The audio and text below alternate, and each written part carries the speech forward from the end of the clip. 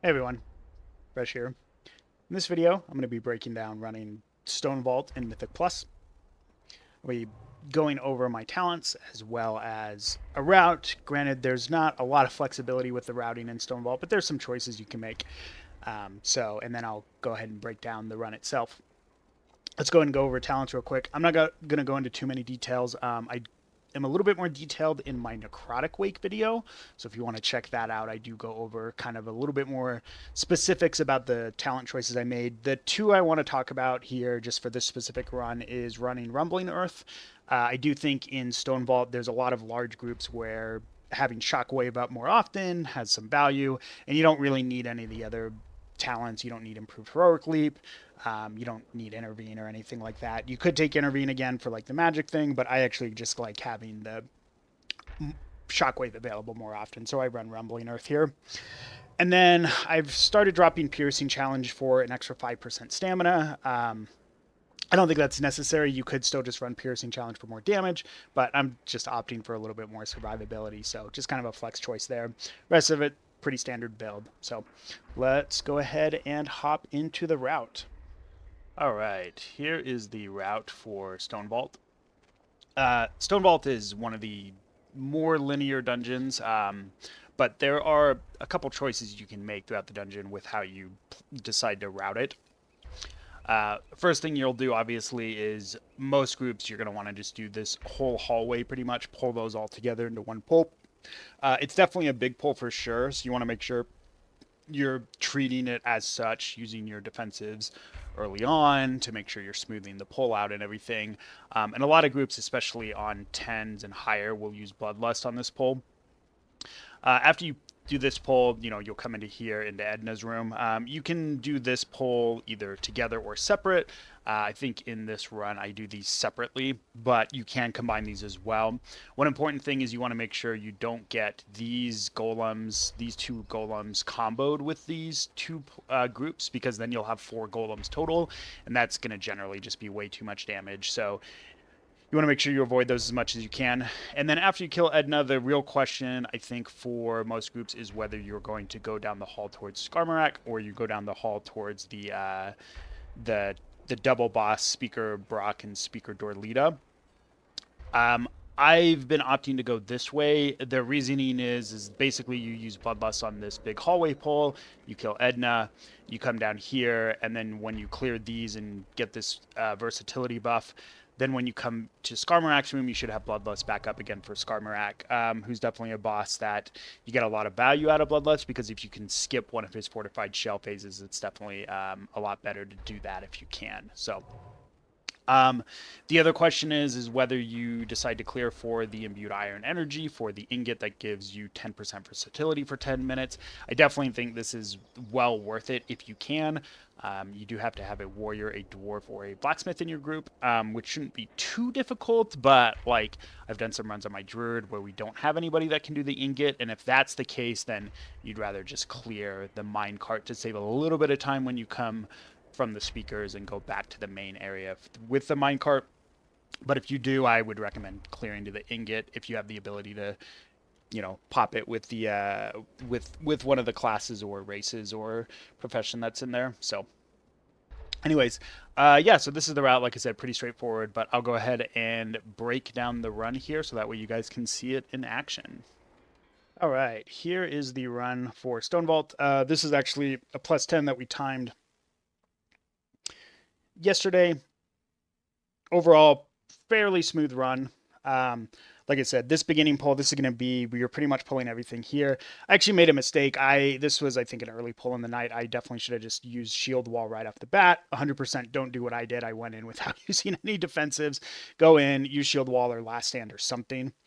And then also make sure those void souls, they are getting stopped. You want to make sure those spheres don't go off. Obviously, ideally, you want to use an interrupt in order to do that. You can also fire off like rally as well, if you want to do that. But 100%, I think me using not using a defensive to start that pull was a huge mistake. I went kind of low. It was kind of dangerous on my part, so definitely a mistake there. So and we were actually doing this run with a shaman. Our normal shaman can't play with us on Tuesday nights, so We just picked up a pickup shaman. So I was like, you know what? We're just going to go ahead and break up this pull here. So we're just going to do this one golem pack on the left, and then we'll go and do the golem pack on the right. Just make it nice and safe. I think that's one thing, especially with this season, and with the extra 90-second buffer they just added with the patch. Definitely, if you just play things safe, a lot of times you will end up, I think, timing a lot of these keys. Obviously, as you start getting into higher keys and the mobs have more HP, you have to really start looking to efficiently optimize your routes. But if you're just looking to like clear tens, I definitely think you can just afford just to play these packs safe and just pull them smaller if you don't feel comfortable doing like larger packs and things like that. So, yeah, so I'm like, you know what? We're just going to break these up. People just popped a bunch of cooldowns on that big hallway pull. So we'll just break these up and kind of just do these one at a time. After we clear this, we're going to clear the double golem pack here. And then after the double golem pack, we'll be doing Edna.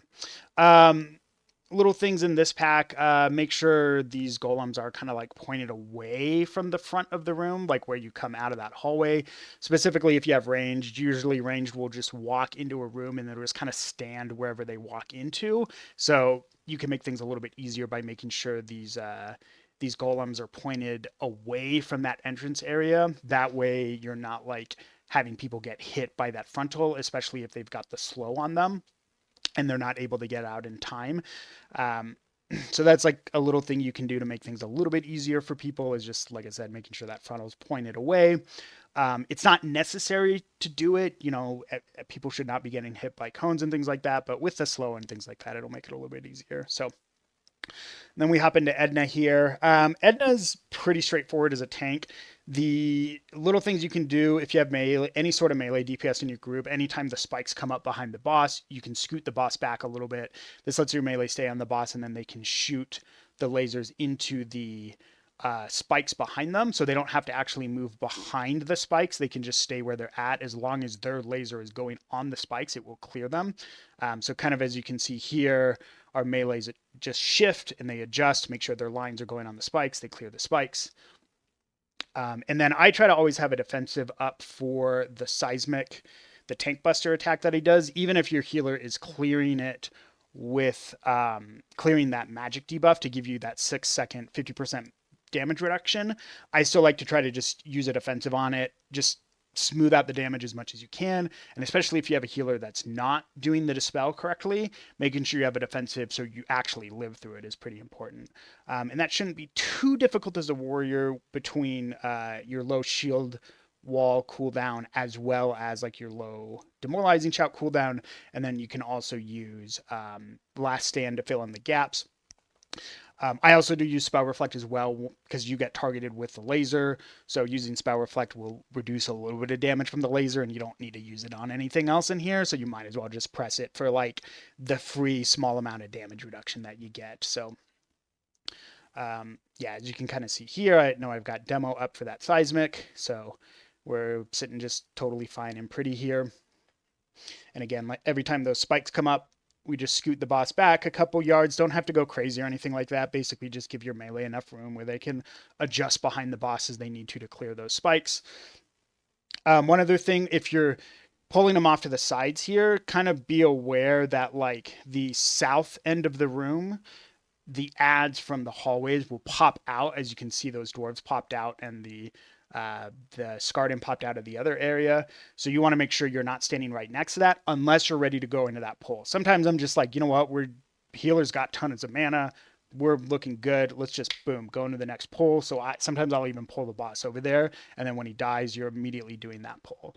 But if you want to wait like I am here, I'm kind of waiting for the shaman to drink, which he like wasn't drinking. I think he said he had like food that wasn't working or something like that. So that's why there was that pause and delay, because he was at like 5% mana. So I'm like, I want to give him some time to drink for the next pull, and he just wasn't drinking. So we ended up waiting a little bit for that. But yeah, then we'll go into this area here. There's a couple things to keep in mind. You can spell reflect, I think, like the concussive smashes. It's not like huge or anything like that, but it's just good to keep that kind of in mind when you're doing that. And then here, I'm actually waiting for that one patrol to walk away from that 3-pack with that loader. I don't really want to pull them together. So We're just going to kind of pull this in here, double up, and then we'll do the loader with these like kind of casters. Do try to kick the censoring gears whenever those go out. It's like a single target silence. So it won't like wipe you or anything like that if it goes off, but it can definitely make your healer, have a little bit of a headache if they're getting silenced by those. So definitely not a bad idea to interrupt those whenever you can. And then after we kill this, we're going to go into this patrol. Now this patrol, these mobs have like an attack that kind of empowers their attacks, where essentially when they are attacking you, they'll put a stacking debuff on you that increases the amount of damage you take. So the key thing with managing this part of like this hallway is just kind of watch your stacks and see if you get high. Fortunately, as a warrior, you're a really good mitigation tank, so you can actually kind of get away with having higher stacks and continuing to tank the group. But definitely if your stacks get too high, it can definitely start chunking you really hard or kill you even potentially. So the other thing is when you're moving from pack to pack, make sure you don't roll those debuffs. I think there's actually one point, I think in the next room, where I actually get fairly high stacks, like maybe 14 or 15 or something like that. And then I go into the very next pack that also has the mobs that have the ability to put that debuff on the tank, and immediately realize my mistake and I have to like run away. Fortunately, the debuff doesn't last very long, so you can like kite away and have the stacks drop pretty quickly. So it's not a big deal if you do that, but just be aware of it, keep it in mind, make sure you're not you don't want to have a tank death because you're not paying attention to that debuff. So coming into this pack, basically when you come out here, you can just go down the stairs and then hug the right. If you just go like kind of behind, like, right next to the pillar as you're hugging it, you can grab this pack of 3. If the patrol's there, you can grab the patrol with it. And then if the patrol walks in, you can grab it as well. It's not too difficult of a pack to combo up there. Make sure you're also kicking like the restoring metals that heal. So as you can see here, I kind of go into this pack. I've got like 14 stacks. I go up to 15, realize my mistake. Oops. Sorry, I have a bunch of debuffs. Let's just shockwave and then run away. And then we'll kind of go back into the pack there and just kind of tank it. And then we should be pretty much good. Then after this pack is cleared, I'll go ahead and activate the ingot. So that way we get the 10% versatility buff for the speaker boss. So we'll activate this. This definitely, I think, is a pretty nice buff for this boss. While you won't necessarily have Bloodlust for this boss all the time, I think we do actually end up having Bloodlust. So it may have been better based on how quickly we were doing these packs. Not super quickly. It may be better to go Edna into Skarmorak's hall, and then you have Lust up for that, and then you can come into this hall, get the 10% versatility buff, which I think the 10% versatility buff can be pretty good for the trash before the last boss. But either way, this is the route we're going. We're going to be clearing down to here, going to the speakers and everything, so... Since the Skarmorak nerfs, though, there is also maybe some possible validity to just lusting on the speaker boss if you do go this route and just trying to kill them as quickly as you can. And then going and doing Skarmorak. Because like I said, since they nerfed Skarmorak, he's not quite as punishing as he was before, but I have noticed still, even after the nerfs, he's still definitely like one of the bosses that has some pain points. So all right, let's talk about Dita and Speaker Brokk. So when you start the fight, just go straight into them, charge, and then just kind of tank them where they're at. I just basically stand on the vent they're next to. You don't need to move them or anything like that. And then try to make sure that you're getting melee kicks as much as you can. You should be able to cover most of them. So basically when Speaker Brokk is in melee and he does Molten Metal, just kick it, because you want your range to be kicking when he's far away. So then after he throws his box down the first time, he'll do exhaust vents shortly after. Just watch and see where the vents are. We know, oh, hey, we're pretty lucky. It's the spot we're at. We don't need to move. Let's just stand where we're at. And then I always try to make sure I'm focusing damage on Dita as much as I can. He has more health, so you want to make sure you're getting it. As you can see, I'm getting those kicks on those molten metals.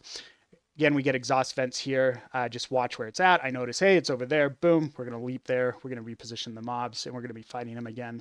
Basically, as long as you're standing on a vent in this fight, you won't be getting hit by anything in the middle, so it makes it easier for sure to manage that. And then obviously make sure you're avoiding the frontals. So this fight overall, I think, is pretty easy. One thing to keep in mind is that Brokk, after he will definitely get to points where he will do an exhaust vents, and then after he finishes exhaust vents, he'll immediately do molten metal. You can kick those still. You just need to make sure, okay, he started doing his cast with exhaust vents. Let me keep an eye out for molten metal, and then let me make sure to grab that. I definitely know. I think we wiped at one point a couple weeks ago where, in our basically we were so like, oh, we've got to get to the, the safe vent, and we kind of go over there, and then he stops and starts casting molten metal. We didn't have any melee in range. He gets the cast off. It wiped us. So definitely just keep that in mind, that sometimes he'll do a molten metal right after exhaust vents. You've got a couple seconds to get to the exhaust vents, especially as a warrior, since you can leap over to the vent if you need to. So just something to keep in mind and to keep an eye out for. But basically, as long as you're standing on the safe vents throughout that fight, it's not too difficult of a fight at all. So yeah, so we'll finish up here, and then you kind of just have to walk back since we didn't clear the minecart, which I think is totally fine. I think the 10% versatility buff you get more than makes up for the couple extra seconds you save from taking the minecart, the extra damage, and the damage reduction and all that kind of stuff. So we'll be going into the Skarmorak hall. Key thing with the Skarmorak hall, make sure you never have more than one of these despoilers in a pack. In fact, if you can keep the despoiler packs kind of small, that's good. Another thing is a protection warrior, when they do Shadow Claw, make sure you press Spell Reflect. It will do a ton of damage to that mob, especially on higher keys. As you can see, I think I spiked up to like well over 2 million DPS. That's all because of Spell Reflect. Not all of it, but a good chunk of it is definitely because of the Spell Reflect damage. So definitely try to keep that in mind there. And then here, similar to the Dwarf Hall, I like to try to keep these packs down to 2. We do end up pulling this patrol plus the other standing packs, so we kind of ended up with a 3-pack here, but this actually is not too bad overall, specifically because you don't have a despoiler in the pack. Granted, there's a lot of casters and things like that, so you want to try to make sure you are controlling those if you get a larger pull like this. So, go through your stuns and your interrupts and all of those kinds of things. I'm going through Shockwave and Stonevault and my interrupts and all those kinds of things. So, we manage it pretty well. It actually was not too difficult of a pull to do. This next pull is going to be a despoiler pull here. So again, just do this one pack by itself. Don't try to combo this up with anything. The despoiler does do a lot of damage when it does those AoEs. So, but as you can see there, the press Spell Reflect, get almost up to 3 million DPS just because of the Spell Reflect damage. So the other thing too is by not comboing this pull, it makes it a little bit easier for your DPS. They're able to just kind of focus on damaging that despoiler, as best they can. I think he does get one more AoE off here. Nope, not quite.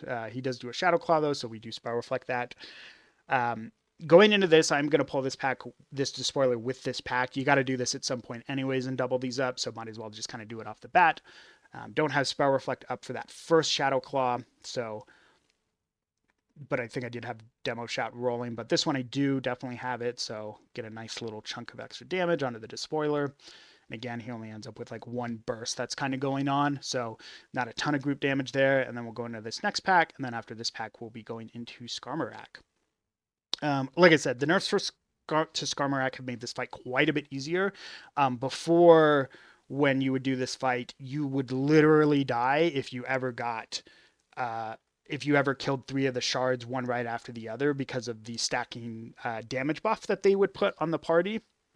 But they nerfed that quite a bit. So I have actually been in some groups where on occasion people will get the 3 stacks and no one will die from it as long as they're kind of topped off from the, between the explosions and not super low. But it's still good to try to make sure you're not getting those 3 stacks, especially as you start getting into higher keys, because at some point they will start killing you. So you just kind of want to make sure you're aware of that. Make sure when you're killing those fragments, you're killing them at most 2 at a time, right? One right after the other. So basically you can watch where those swirlies are. That's where the shards will spawn on. So essentially you're just going to grab, kill the ones that are kind of close to the boss. And then even as a tank, still try to pick up those dark orbs, because they will give you the buff as well as a tank. And I've been in some groups where DPS like don't pick any up, so it's totally fine, I think, for you to grab them. Granted, they're like, I think I probably actually got a little bit greedy and should have let my paladin pick them up. They were specifically going for it, but DPS really should be trying to pick up those orbs even before he starts to channel his shell. They want to try to be picking those up kind of after the second set of shards spawn, and they want to make sure that they are grabbing those, and so that way they're all kind of up and running when he starts his fortified shell. And again, kind of just watch and see where the shards spawn. If they're on top of the boss, just kind of stay where you are, and kill them on top of the boss. Here we end up 3 spawn pretty close, so we decide, hey, we're gonna kill. They basically kill Skull and X, so then just wait a second, and then we can kill Square, and now we're good with Shell. Again, I'm gonna pick up like some of these dots that didn't get picked up, just to get my stacks. I think I got like 2 there, because again, you're still doing damage. You can still definitely help out 100% with the damage you do. And on some specs, specifically, I'm thinking like Protection Paladin, you can actually do some bonus healing as well with Word of Glory. So if you're like healing your party, you can do that too. But as a warrior, it's mostly just the damage that you're getting on it. So, but overall, I think we did a pretty good job here managing Skarmorak, killing these shards, making sure that we're not overlapping, giving our healer time to top people off. I think unfortunately, the boss did end up getting a stack of the Zalatath buff, so they ended up healing a pretty decent amount. But